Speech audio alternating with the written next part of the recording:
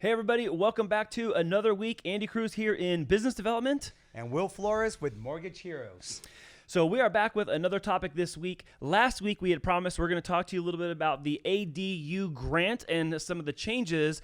I was surprised that there weren't as many changes as I thought, so we're going to dive into that, and then we'll talk about a couple other things today too. So first, let's talk about the ADU grant, which we told everyone we'd bring some details about. And that's actually for an accessory dwelling unit, okay? So luckily, California has passed that rule now, 2021. It was the SB 9, where you could actually convert your garage, two-car, one-car, whatever it is, into a junior ADU. The max you could build on that one is 500 square feet, Andy. Yeah. And then if it is also attached, like what I'm actually doing, I'm doing and converting a garage to a 500 square foot ADU. A junior ADU, and then we're going to build another one on top. So the max I can go on that is 800 square feet. Okay, so you're actually going up. We're going up, yeah. Okay, awesome. Up. And so we're going to have pretty much the main house is already a 3-bedroom, 2-bath. We're converting the garage to a 2-bedroom, 1.5 bath. And then the upstairs will be a 2-bed. It's actually going to be a 3-bedroom, 2-bath as well. So let me ask you, so it's September 2022. I'm going to ask you kind of what is the range of cost for doing what you're describing today? What kind of cost range are we talking about money-wise? So money-wise, I always like to put like a junior ADU, your garage converting that can range anywhere from like 65, depending on what you want to put in there, 65 to about $110,000. Yeah. You know, the great thing about that is here, we already know in Chula Vista, the 2-bedroom is going to rent probably at around anywhere from $25 to $3,000 more or less. Yeah. Crazy, you know, but those are the facts. That's the going rent. Yeah. And then on the upstairs, that's about another $3,500, you know? Yeah. So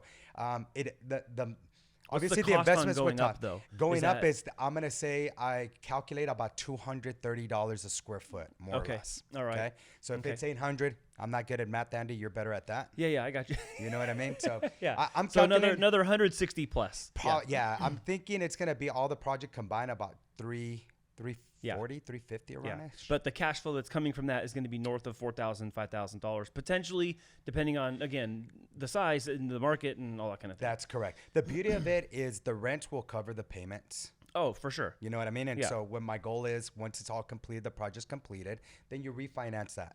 You know, refinance it, get your money back of what you invested, and, you know, let the property, the investment do the work for you. Yeah. You know? So I know one of the things that changed that we kind of found out after it changed, but I was like, oh, we got to talk about this, is that the grant for the ADU, that program had like a $25,000 limit, and it was recently changed to $40,000. $40,000. I guess what I learned in the process, I got all excited at first, and I was like, oh, wait a minute. Really, the only thing that changed was the amount. Yeah. Well, it's the amount that changed, Andy, and the process it takes to get those grants, okay? Yeah, okay. Personally, I have not done that because you need to be owner-occupied. Got it. Okay. Me so going your as primary an residence. Correct. It has to be your primary residence in order for you to qualify. The other thing, because I've already done an ADU in the past, that automatically disqualifies me again. Okay. Okay. So it's single use, first time use kind of situation. Exactly. Understand. And primary residence. Okay. And primary residence. So it does have its caveats. You know, it also has income restrictions. You know, the good thing is the income restrictions are like, I want to say San Diego was like 240,000, which is not bad. You can't exceed that threshold. Correct. Which is not bad. You know, I was like actually pretty surprised on that. And so, but it has its restrictions and it's got its limits.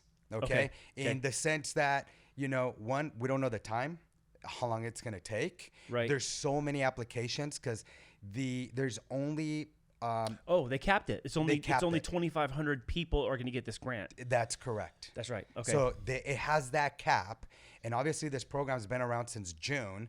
Yeah. Right now, a lot of the agencies that are providing the financing, that are providing the grant, they're actually at capacity.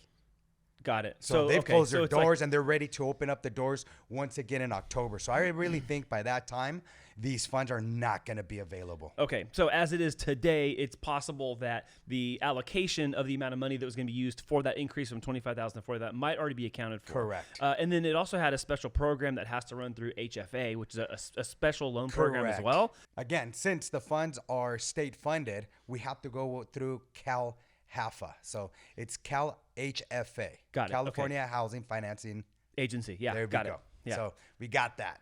So they're the ones that are going to look all the documentation to see if they're going to provide us with an award letter. So now they call it an award letter. It's not just an approval. It's an actual award letter.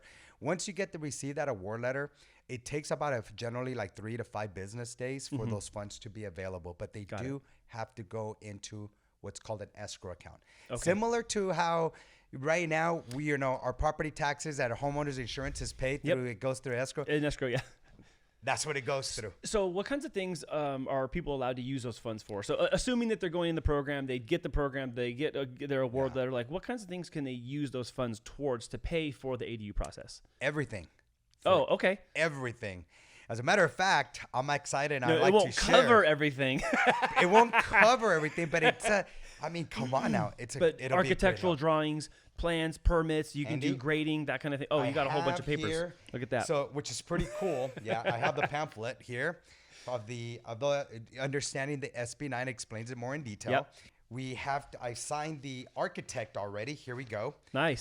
So on average, like in this case, it's costing about $7,800 for for the permits and for the artwork, etc. Yeah. And they break it down, right? The scope of the work, the construction drawings, and pretty much everything that's associated with it. Got it. So with that grant, this will be covered. You could apply those funds towards that. Correct. So that's not coming out of pocket. Correct. So that's going to go from that escrowed funds into that bill. That's correct. So hypothetically, let's just say I already paid that money. Right. I could get a reimbursement. Yeah, I mean, it's basically your receipt. Correct. Right? Okay. That is correct. Awesome.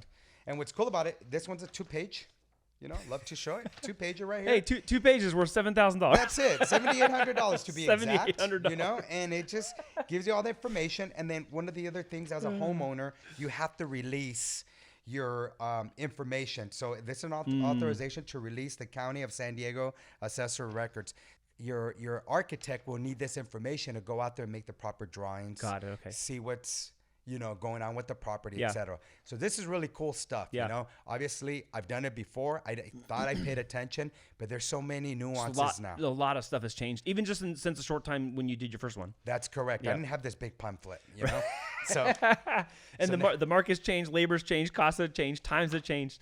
That's correct, Andy. That's correct. So there is going to be that grant. Going back to that, obviously we already know state funds always run out. That's correct. Yeah. And I really think the reason why they're closing the doors already right now is because they saw so many applications come in. Yeah. Now they're going through the approval process, making sure that the income limits are correct, et cetera, all those things. This is a good, moving forward, this is good information because I think with the shortage of amount of homes that we are currently experiencing. Just thinking about that.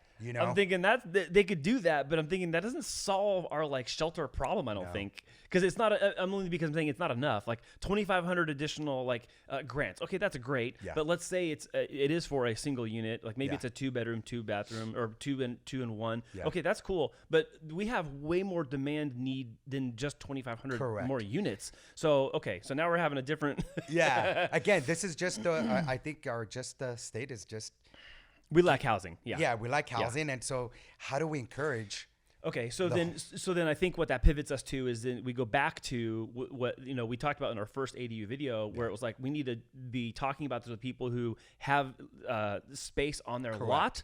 They have a house that can be expanded. Correct. Where they can have that equity that's in their house now applied towards that to create some cash flow.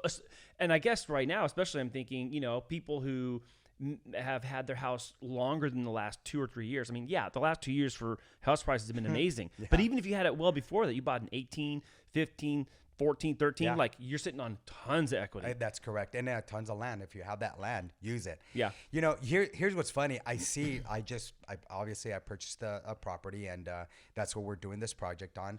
And now when I see yard or I see a big backyard, you're like, hey, how much space is that? Exactly. I look at it different because as I said earlier, you could build 500 square feet junior ADU garage. You can build an attached ADU for 800 square feet. And if you have enough space, you could go up to 1,200 square feet as long as it's not attached to your property. To the main house. Okay. That's correct. Got it. Now we're looking at everything. So if you have a home that has a front driveway and then you have alley access. Yeah. Well, guess what? Now you start thinking differently, Andy. Now we start looking at the property as an investment. And if that could offset certain payments. Yeah, your cost. My goodness. Yeah. Why not? I mean, it's almost like making your primary residence a partial income property. That's I mean, correct. it's essentially what it is, right? Yeah.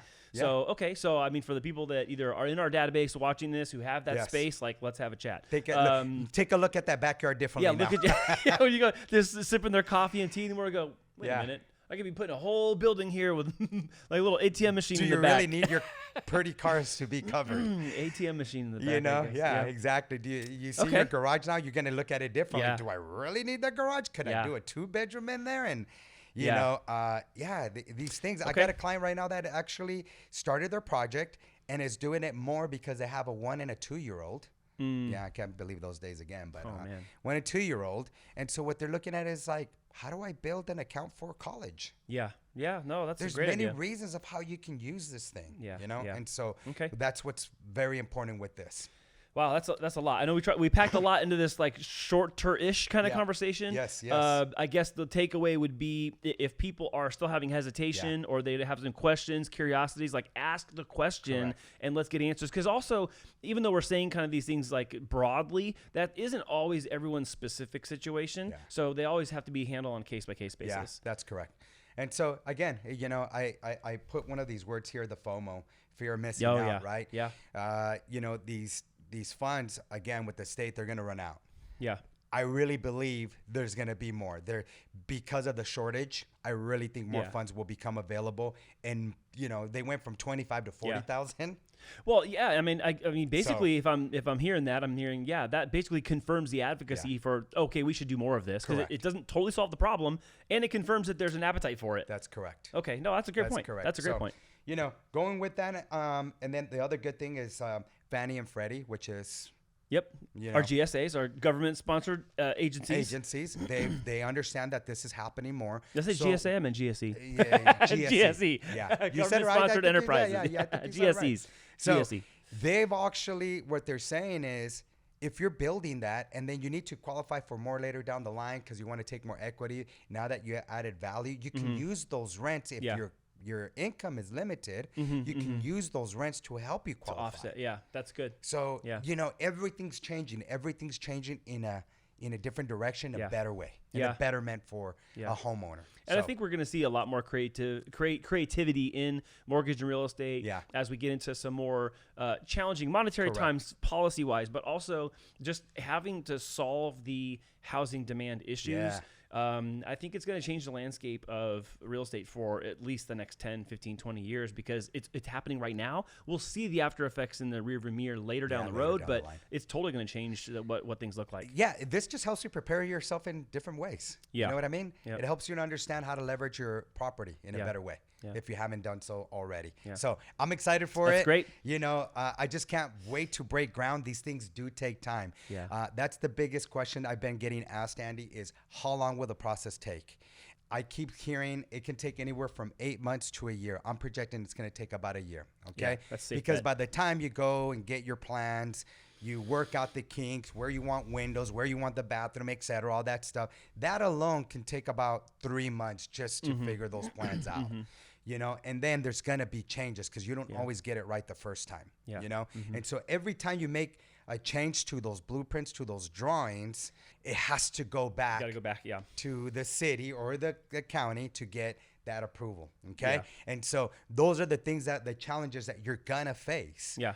You know, if you want to put a mini split, if you want to put an AC in there, all these things are going to make a difference. Right. And then remember, if you're already going through an ADU and you're getting somebody that's giving you a quote without blueprints, trust me, that is not a true, honest quote. Okay? And that's not the bottom line. That's That not the is bottom line. the bottom line. You need those point. blueprints, those big old papers that Yeah. you flip. The roll of That's it. You know, that you see, it tells you what nails, what screws, Yeah. what beams you're going to use. Yep. That's where the true cost is going to be. That's how Yeah. you really determine the cost of that it. needs to be in there as well. You have to That's consider correct. that because that does cost you money. That's correct. So, but with that said, again, I'm excited that All right. we're going through the process, and soon we'll know the details, and we'll be able to share all that with you. Well, thank you guys for watching once again. We hope this has been helpful information. Like always, please share this video, like this video, subscribe to the channel. We're going to continue doing more videos like this as the landscape of real estate and mortgage continues to change. We're going to bring our years of experience to the table to discuss what we know is happening and then opine on a couple things, give some perspective, and hopefully help you guys win in mortgage and real estate. And that's it, you know? It doesn't cost you a penny to ask a question, but Andy? It'll cost you thousands by not asking. That's it. With that, I will also like to encourage you, I would like to encourage you, better said, to watch Andy's Mortgage Monday Minute, okay? Please watch that. You guys, Andy goes out of his way to understand the current market conditions, and he is extremely good at it. Thank you. As a matter of fact, he just put a video out there, and it has gained ways with this. I mean, over 10,000 views. Yeah, in 24 hours. That's just to tell you the information, Andy, that's being provided is really good information. So I thank you that you're doing that stuff, because I can't be doing everything, you know? So please, I encourage you, watch. We send it to you guys on a weekly basis. Yep, you're going to catch it on YouTube every single week, on our Facebook page and Instagram as well. Yes. Please make sure to share that with other friends, family, co-workers, so they understand where they're at too. Yeah. Okay? Awesome. Thanks guys for watching. We'll see you again next week. Thank you guys.